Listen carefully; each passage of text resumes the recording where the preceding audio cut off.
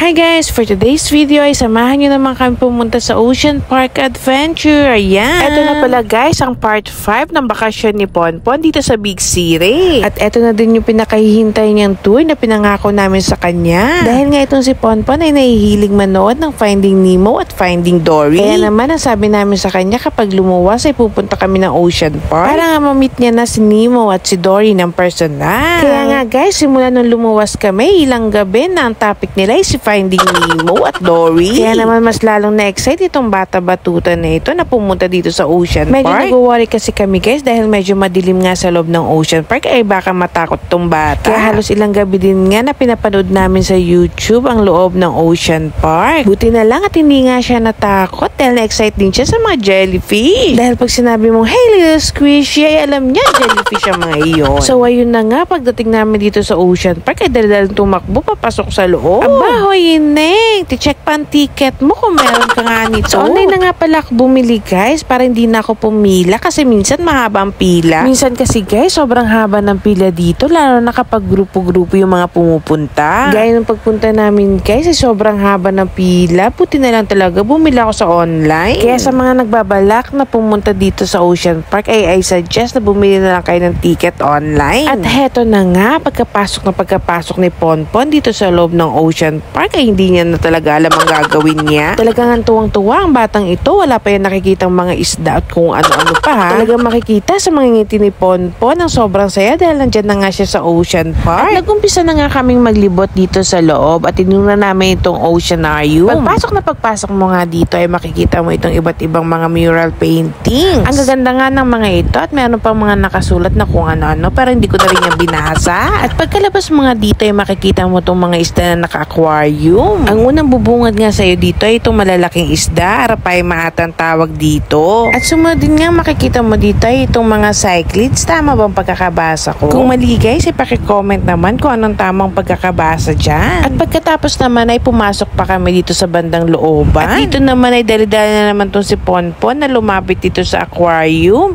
dahil nga may malaking isda, mas malaki doon sa nauna. Sumunod na nga na pinuntahan niya itong mga koi. Mas mababa nga pala itong aquarium na to at pwede niyang dukutin. Sus ko po. At kamuntika na nga pala niya yan dukutin guys. Buti na lang napigilan namin. Dahil dun sa Finding Dory na movie ay yung mga bata ay pinaglalaroan yung mga tubig. At sumunod naman ay itong mga tilapia ata ito. Hindi ko alam. Hindi niya nga masyado yan pinansin guys dahil akala niya siguro ay ganyan din yung mga nakikita niya doon sa talipapa. Dahil dito sa Calapan guys sa Mindoro ay ang mga tilapia ay nakalagay sa aquarium. Kapag bibili ka lang tsaka nila kukunin at tsaka papatayin ganon. At pumasok pa nga kami dito sa bandang looban at medyo mas madilim na nga dito at buti di talaga siya takot. Hinihintay na lang nga namin guys na umiyak siya at magaya na palabas pero hindi talaga nangyari yun. Buti na lang talaga at hindi nasayang ang pinambili ng ticket. Shoutout nga pala sa Papa Diod niya at Mama Lisette niya dahil sila nag-sponsor. Dahil sinabi ko nga na mag-Ocean Park si Ponpon ay tinanong agad ako kung magkanong entrance. Kaya naman sinabi ko agad kaysa magbago pang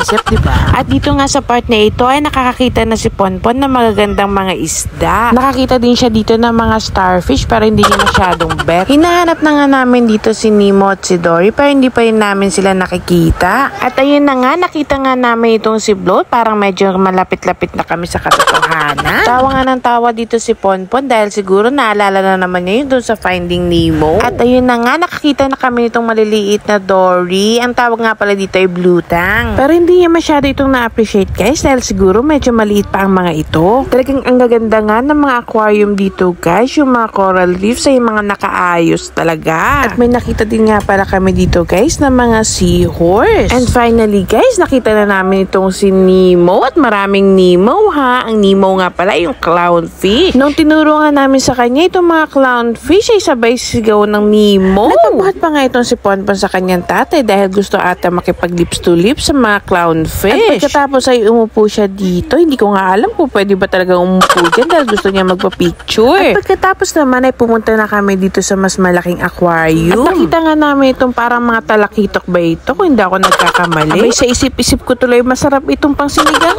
At nung itinuro na nga namin dito kay Ponpon kung nasaan si Dora ay dali-dali itong tumakbo. Panay nga na naman ang sigaw ng Dory Dory. Kanina ay Nemo Nemo, ngayon ay Dory. Panay nga ang hanap niya dito kay Dory at hindi niya pa rin makita kaya ito tinuro na ng kanyang tatay. Ramdam na ramdam nga namin ang sobrang kasayahan nitong batang ito nung nakita niya si Dory. Panay nga ang tawa nitong si Ponpon habang pinapanood niya itong si Dory na lumalangoy. Panay nga ang sabi niya ng hello Dory, ito yung mapapatapat ito sa kanya. At pagkatapos naman ay pumunta kami dito sa mga aquarium ng mga bangus. Hindi ako sigurado guys ha, pero ang pagkakatingin ko talaga dyan ay parang mga bangus. Sa dito nga pala kami umupo dyan dahil talagang nakakapagod na maglakad. At habang nakaupo nga dyan ay tinitingnan ni Ponpon itong mga isda. Sa isip-isip ko lang ay parang masarap ito ipaksiw. At nang makapahinga na nga saglit ay pumunta na kami dito sa tunnel. Hinahanap niya nga dito si Mr. Ray dahil naalala niya ito at ayun nakita na nga niya. Pagkatingin niya nga dito sa taas ay nakita niya na itong stingray at gusto niya pa talaga itong abutin. Talagang sinusundan niya nga ito kung saan man ito pumunta. Tatlo na lang nga pala itong stingray na nakita namin dito sa tunnel guys, pero dati ito ay marami. At dahil nga sa kakasunod dito kay Mr. Ray, ayan nadapa pa siya. Agad naman siya itinayo ng kanyang ama at kunwari ay walang nangyari. Para hindi na nga niya maramdaman yung sakit dahil sa kanyang pagkakadapay. Ito pinaupo na nga siya sa tabi ng stingray. At habang naglalakad nga kami para tingnan pa yung ibang mga isda at pagtingin namin sa taas ay nandito pala sila lahat. Itong mga stingray nga guys ang tinutukoy ko. Dati kasi nandun lang yan sila sa tunnel. At dumating na nga kami guys dito sa aquarium ng mga shark. At ito naman si Ponpon ay hindi talaga natakot. Lumapit pa mismo doon sa pinakamalapit sa mga pating. At dahil nga naaliw na naman siya at eto nga pinaupo na naman siya ng tatay niya sa tabi nito. At dito pa nga panay ang action ng baby shark. Dut dut dut dut baby shark. At hinahanap din nga namin yung malalaking pating kaso hindi na namin nakita, baka patay na o nalipat na sa ibang lugar. At sumunod naman ay pupunta tayo sa Antarctica. Cherries. Meron nga sila dito guys na Antarctica ang tawag nila dahil makikita nyo ang mga penguins. At eto na nga guys ang mga penguins. Ang lilikot pala nito kapag lumalangoy. Grabe ang bilis. At yung iba nga guys ay lumulukso pa. Kala mo mga flying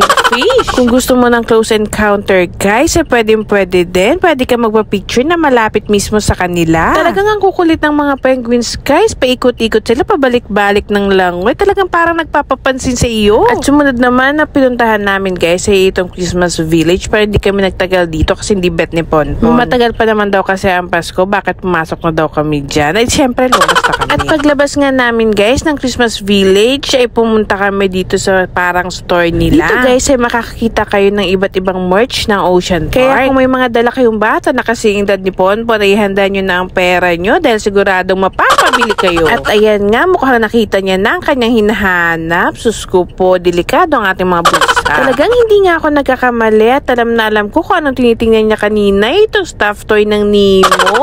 At pag-abot pa lang nga ng tatay niya dito kay Nemo, tuwan-tuwa, tinagis-hagis pa. Buti guys, kung si Nemo lang ay papabili niyan, dapat complete package. At ito pa nga si Dory, pinahanap sa tatay niya. At mukhang alam pa nga kung saan siya pupunta. Di sa cashier at ibig sabihin yan, bayaran ko na. Buti na lang talaga guys at may sukli pa ang binigay sa akin ni Papa Dio. Kaya naman napapayag ako na dalawa na sila ang bilhin ko. At ang sabi nga namin sa kanya, ayan na ang birthday gift namin sa kanya. Wala nang iba.